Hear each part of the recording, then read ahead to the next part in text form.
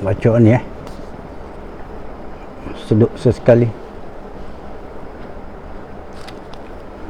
Jawi dah, tak boleh tak kita lagi.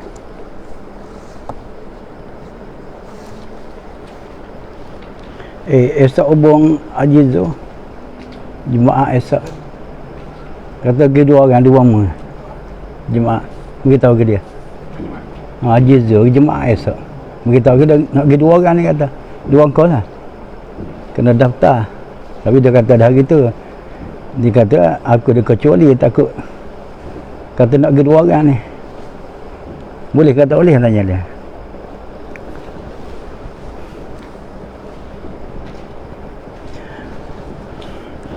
Bismillahirrahmanirrahim.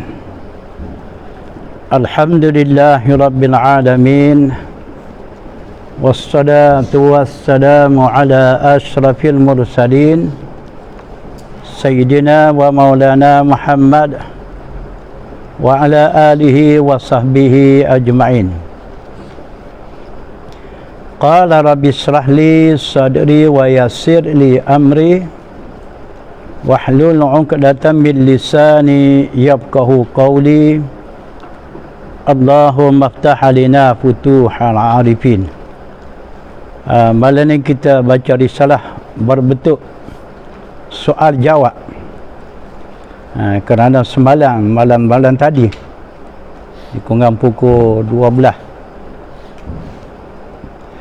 ada kawan kita dari Mekah, dia aju persoalan bagaimana yang dilihat olehnya di dalam pers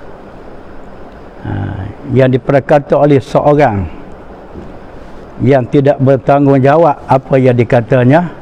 Dia tu sering dah mutakhir ni ditunjuk di dalam pers. Boleh buka sendiri lah, tengok dalam Facebook tu pandangan-pandangan dia yang banyak mengeliru serta menyeleweng pahaman kita yang berlandas di atas aliran Ahlussunnah wal Jamaah. Antara perkara yang disoal, yang ditanya, ni saya sendiri pun dah tengok lah. Kata kawan kita dari Mekah semalam, persoalannya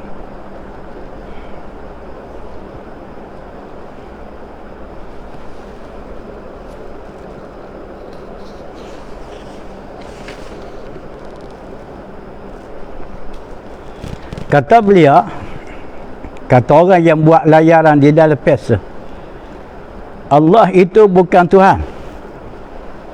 Tengok sendiri, betul ke tidak? Dia kata Allah itu bukan Tuhan, iaitu tulisan. Mana Tuhan? Dia kata tulisan alif lam lam ha. Bunyilah Allah. Kalau orang Melayu kita speaking Allah tu sinonim bagaimana orang Arab. Allah baru betul sebutan, sebab ia lafzul jalalah. Tanya cikgu tajwid kita dah. Tapi orang belah-belah India, belah Pakistan, belah Bangla, dia bunyi lain, bunyi Allah. Jadi kalau dia tak baikilah, berpanjanganlah bunyi Allah. Kalau dia bang pun bunyi lain, sengah dia punya lain. Allahu Akbar.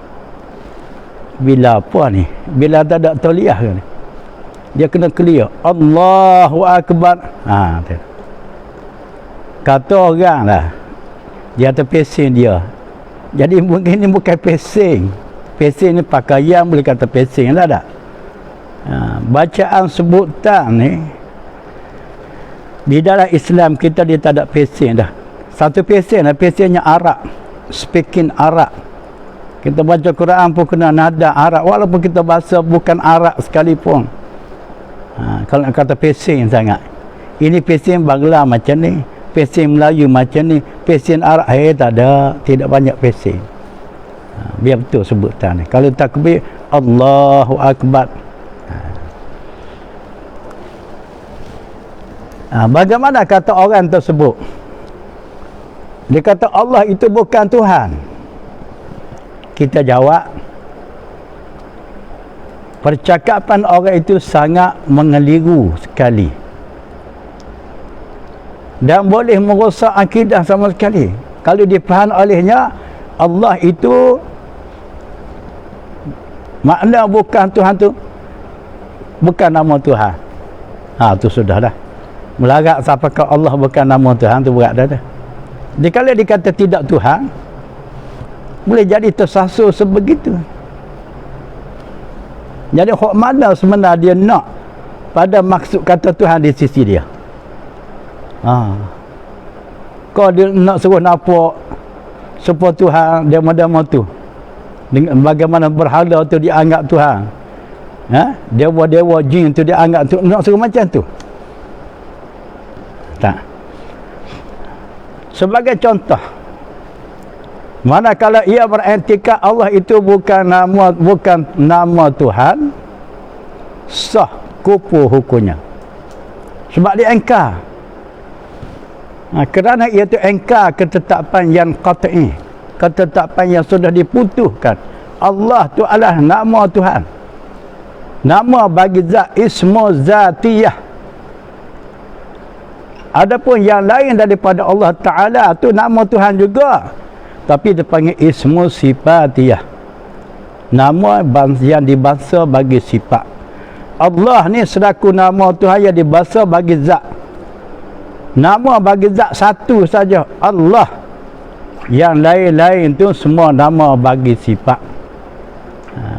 Bagaimana tertera di dalam Al-Quran, nama Tuhan keseluruhan dalam Al-Quran 99 nama, kurang 100.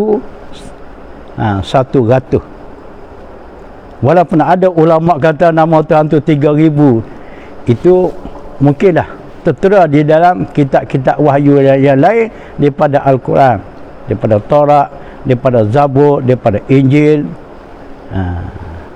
diketahui oleh malaikat, diketahui oleh Nabi. Boleh jadilah dicatu-catu berjumlahlah hampir 3000 nama, iaitu la ilaha illallah, tidak ada Tuhan yang lain melainkan Allah. Jadi kita kata tidak ada Tuhan yang lain melainkan Allah lah Tuhan. Bagaimana pula dikatakan Allah itu bukan Tuhan? Kalau macam tu, macam mana dia berzikir? Kalau Allah tidak Tuhan, dia nak kata macam mana? La ilaha illa, apa nak kata? Kayu, batu. Kalau bengong tu nah. Itu kalau nak title Tok Guru yang dia buat ceramah itu, Tok Guru bengong tu. Saya berani kata bengong. Kalau best kita ni siapa ke dia, tak puas hati, mari ke kajian, kita berjumpa pak mata. Biarlah pejabat agama kata, saya direct kata. Sebab benda sebegini menjadi kewajipan bersama, kita kena cegah. Kalau kita tak cegah, nanti dipengaruhi oleh orang-orang yang tidak faham. Dia kata betul juga tu fahaman tu. Dia fikir-fikir dengan kepala otak dia, yang kosong daripada pengetahuan. Dia kata betul, tidak kepunah orang tu. Dia bermula daripada situ, kita kena bagi penjelasan, penerangan. Kita tak boleh kita tengok, lepas tu ikut dia lantak pergi. Betul lah, lantak ke dia nak punah jahanam, dia orang lain, kita sayang orang lain.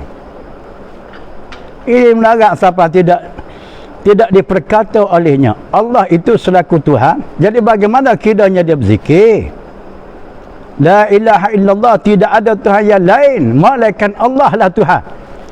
Jadi kalau Allah tidak Tuhan, macam mana dia kata la ilaha illa, kosong, la ilaha illa, zero, dah tak ada Tuhan. Allah tu bukan Tuhan. Kau dia kata la ilaha illa Tuhan. Ini kalimah ambil daripada mana? Kalimah la ilaha illallah selaku kalimah musyarrafah, kalimatu tauhid, disabit dalam Al-Quran sana. Bukan pandai-pandai ulama buat gubahan lafaz tahlil la ilaha illallah, lafaz tahlil yang lebih la ilaha illallah afdalu zikri, Seapa afdal zikir la ilaha illallah, bukan saja-saja dia ada, benar sudah dinah, sudah dijelas oleh Allah Ta'ala dalam Quran sana. Betul lah. Manakala perkara sudah diputus nas Quran ke hadis ke, tiba-tiba kita rombak, kita engkar, itu boleh jadi rosak. Hatta perkara sudah ijma' oleh ulama pun jangan main-main, nak dirobekkan boleh jadi rosak perkara yang sudah disepakati oleh ulama. Ini perkara yang sudah nas secara qat'i, secara jelas, secara putus. Tiba-tiba dirobek, dirombak, diberi paik ke dia. Ini untuk guru Jahannam ni. Kalau ustaz-ustaz Jahannam, rajin dia ceramah dalam pes. Lepas satu keluar. Kita kata biar ikut dia, lantak dia. Dia tu tak apa, punah hak lain. Hak lain tu takut jadi punah ranah kes dia. Apa makna Tuhan dan makna Allah? Ni kita buat persoalan kita. Apa makna Tuhan dan apa makna Allah? Tuhan dalam bahasa Arab dia panggil al-uluhiyah. Uluhiyah. Bahasa Arab kata Tuhan itu uluhiyah, yakni ketuhanan. Ketuhanan. Allah tu nama bagi zat Tuhan. Baik. Maka ketuhanan itu ataupun al-uluhiyah itu bersifat al-istighna. Tuhan tu yang bersifat dengan sifat istighna. Makna istighna tu terkaya. Terkaya dari yang lain. Maksud terkaya tu, dia tidak berhajat kepada yang lain. Dia tidak mustahak kepada yang lain. Dia tidak berkehendak kepada yang lain. Dia sudah kaya dah. Langsung tidak perlu kepada apa sesuatu. Hatta daripada apa yang dia buat sekalipun, dia tidak berkehendak daripada perbuatan. Cuma dia buat tu semata-mata anugerah dia kepada hamba-hamba dia dan makhluk-makhluk dia. Itu makna kata terkaya. Demikian juga dia tetapkan hukum haram, halal, sah, batal sebagainya adalah maslahah. Ketetapan itu semaslahah kembali kepada hamba dia. Bukan Tuhan ciptakan hukum dia nak tarik manfaat, faedah daripada hukum yang dicipta olehnya. Tidak. Itu makna kata terkaya. Tuhan tu yang bersifat terkaya. Makna terkaya begitulah. Dan juga iftiqar. Tuhan tu selain daripada bersifat terkaya pada yang lain, Tuhan itu ada sifat iftiqar. Makna sifat iftiqar tu sifat berkehendak, sifat menunjukkan berkehendak. Bukan Tuhan tu ada sifat iftiqar, Tuhan tu ada sifat menunjuk berkehendak, berhajat oleh yang lain kepada dia. Boleh katakan sifat yang membuktikan berkehendak oleh yang lain kepada dia. Itu maksud kata iftiqar. Jangan dipaham kata Tuhan bersifat iftiqar berarti Tuhan tu berhajat, Tuhan tu berkehendak. Kalau Tuhan tu berhajat, berkehendak, di mana terletaknya Tuhan tu kaya? Dikena ke iftiqar tu, sifat iftiqar tu sifat menunjuk bahawa yang lain tu berkehendak kepada dia. Jadi maksud Tuhan dia ada dua jumlah sifat. Sifat istighna, sifat iftiqar. Jika ada mempunyai dua sifat inilah layak dikatanya Tuhan. Baik.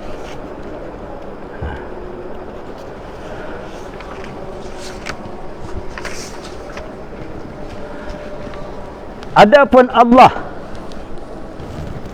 lafaz Allah dia sebut lafzul jalalah. Lafaz sebutan yang besar, yang agung, selaku nama bagi zat. selaku nama Tuhan bagi zat.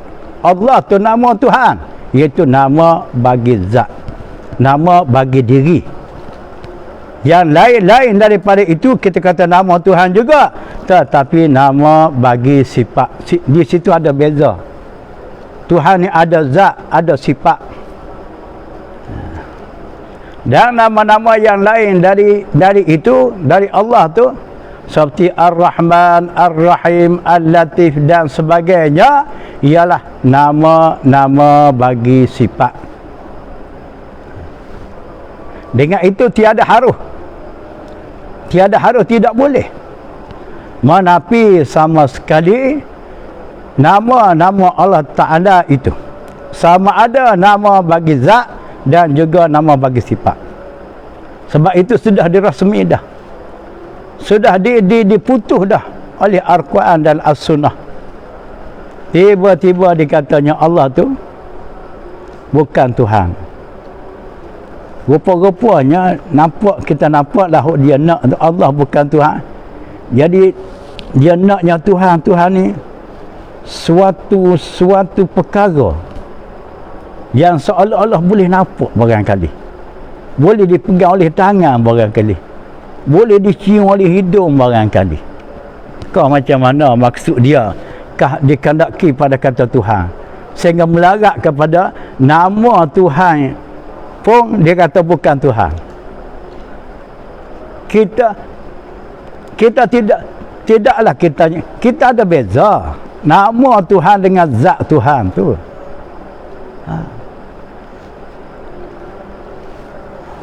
Tiada.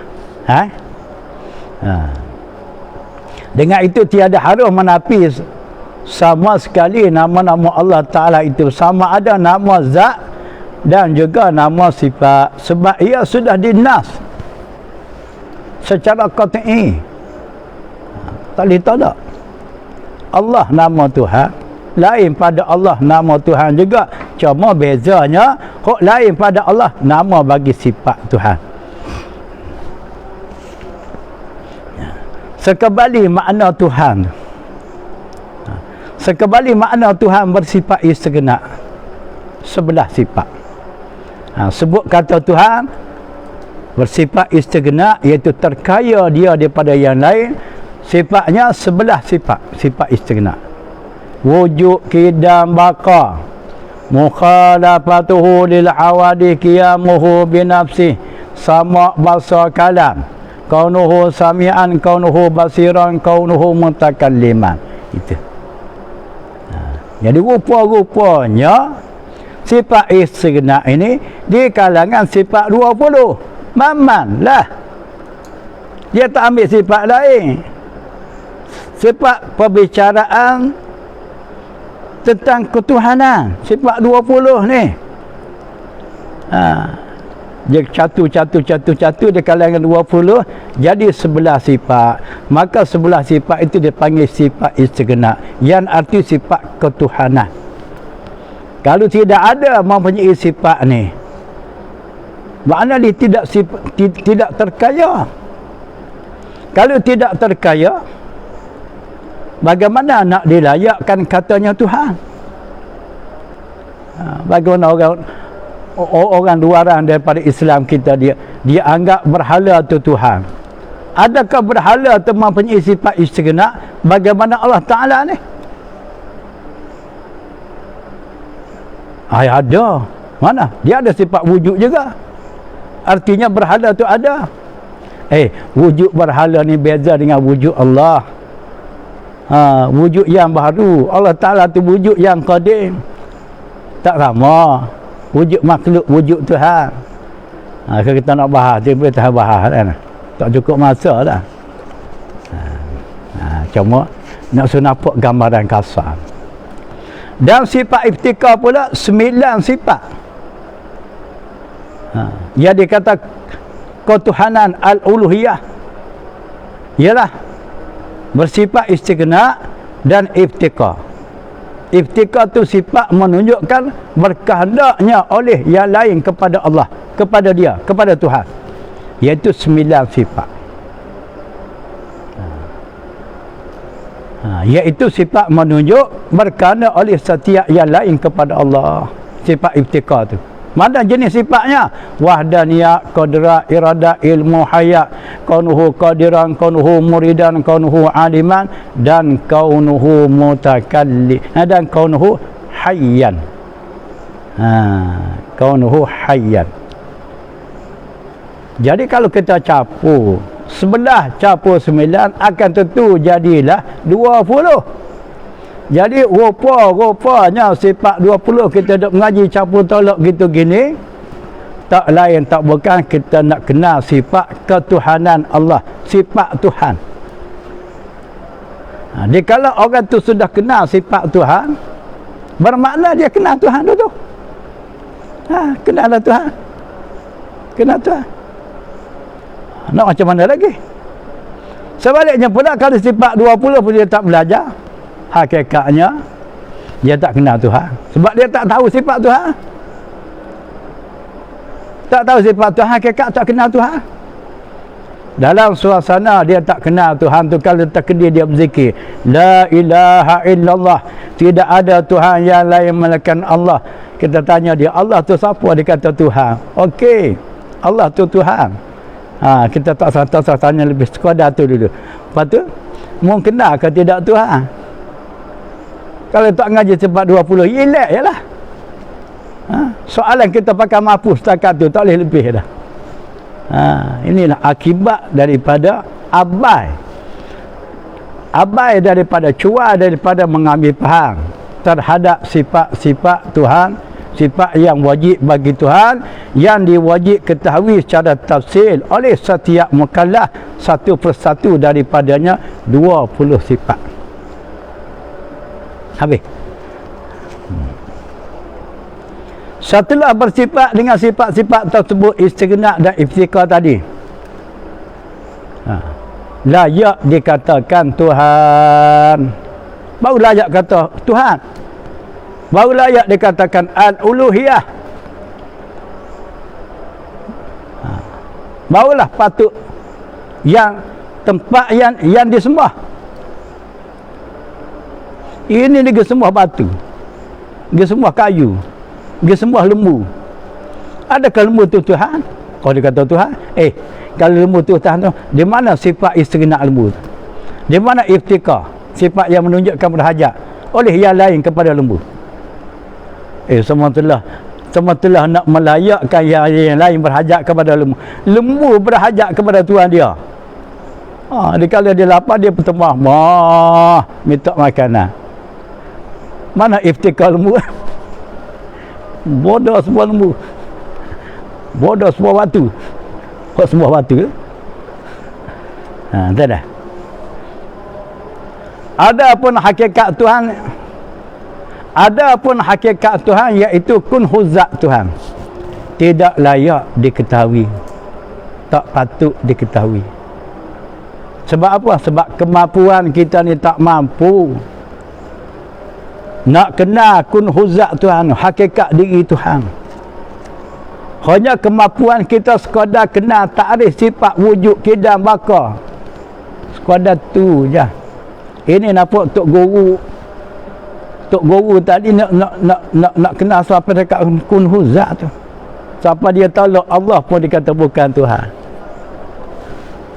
Manakala anak murid yang juhalat, yang jahil tadi, dikala Tok Guru tu kata gitu, sebab dia sudah berfanatik dengan sang guru tu, lalu Allah pun dikata tidak Tuhan. Dia kata tidak Tuhan Allah pun itu suatu kelimah biasa je lah. Boleh tulis-tulis tu pakai pijak tenyah dengan tapak kaki. Yang kita bahasa pelik, dia kalau dia berzikir, dia kata apa? Dia kata la ilaha apa? Tidak ada Tuhan yang lain. Tuhan mana? Kok ia diisbatnya setelah dinafi? Kalau dia kata Allah, tak betul tu. Sebab awak kata Allah bukan Tuhan.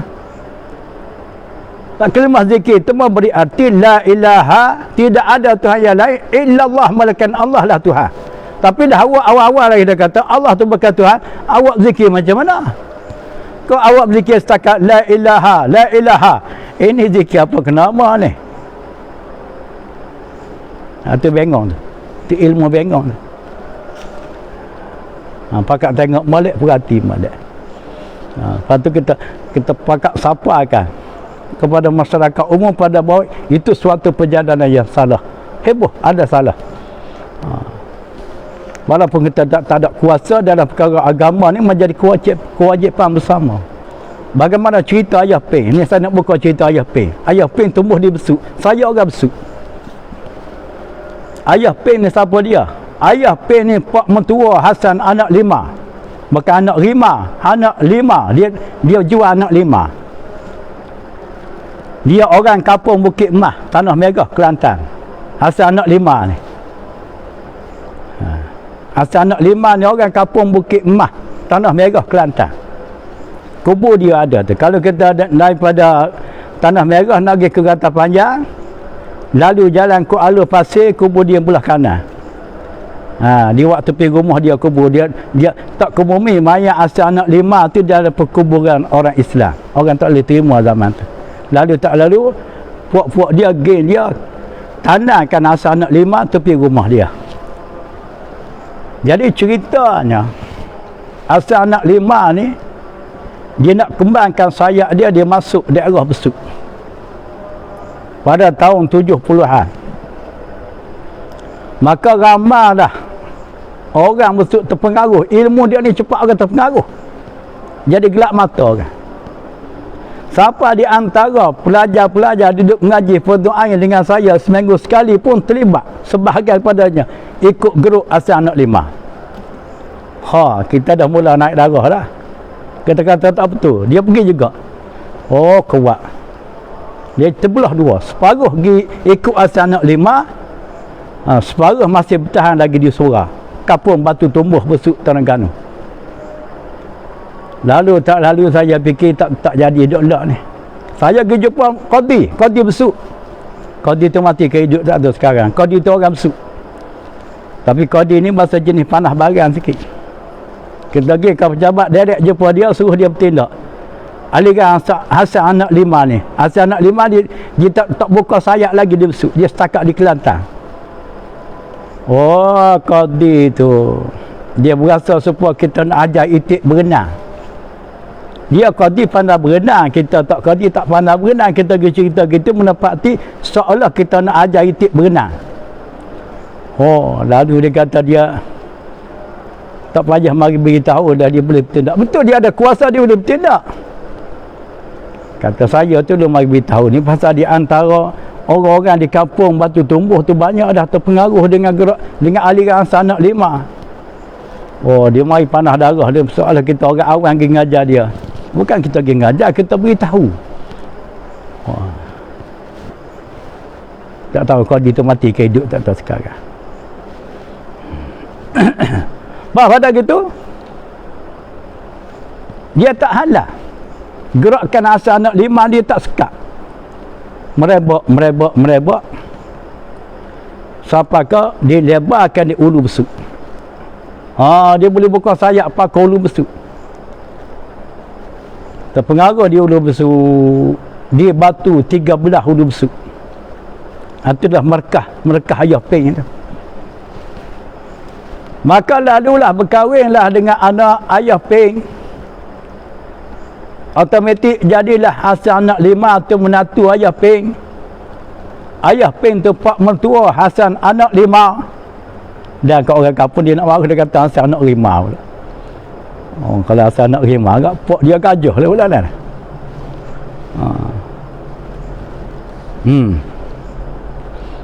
Jadi anak Ayah Peng tu namanya Aziah. Dia tahu namanya. Aziah ni budak comel. Yang boleh kasar.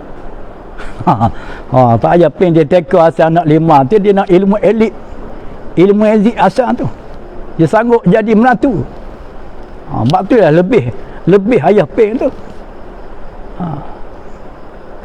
Kerana ilmu dia ambil dengan menantu dia. Walah asal anak 5 masa tu umur berapa dah?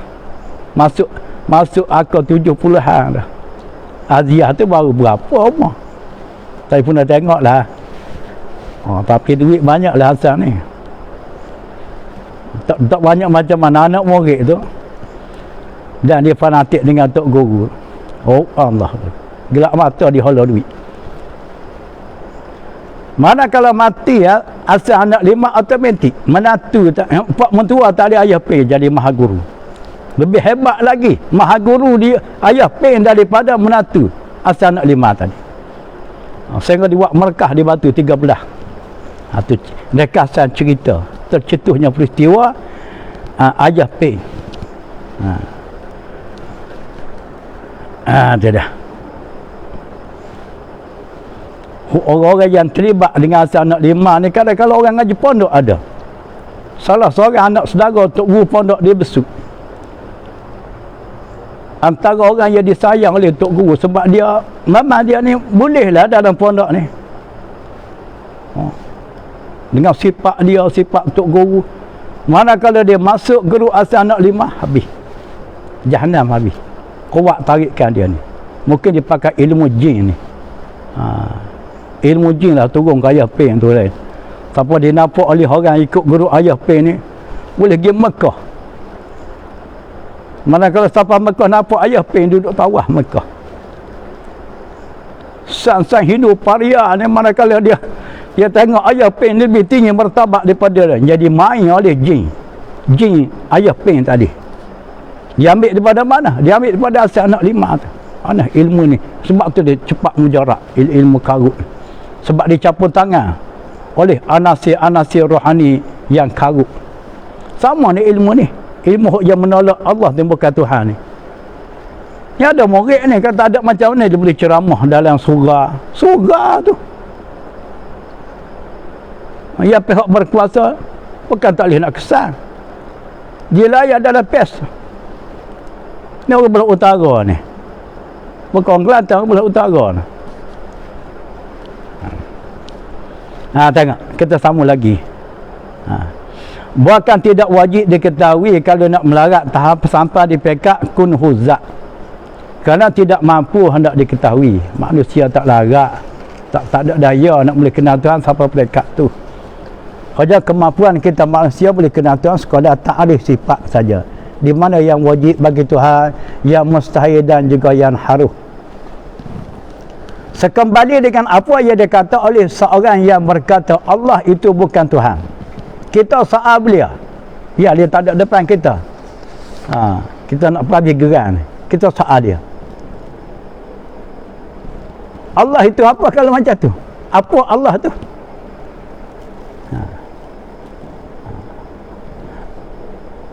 Kau saja-saja sebut. Tidak bermaksud. Bagi kita sebut Allah tak ada maksud. Maksudnya nama zat Tuhan secara direktnya Tuhan lah. Tuhan apa itu? Allah itu nama Tuhan, betul. Tuhan tu yang bersifat dengan sifat al-uluhiyah, iaitu sifat istighna dan iftikar. Tapi manakala dia bernama dengan Allah itu secara direct, boleh dikatakan Tuhan. Kalau orang tak ngaji, malah tak faham. Kan kita dah ngaji sifat 20 gitu gini, uluhiyah, sekian sifat. Dari kalangan sifat uluhiyah tu ada istighna, ada iftikar. Kita soal dia. Kalau dikata Allah tu bukan Tuhan, adakah Allah tu selaku sebutan yang tidak bermaksud?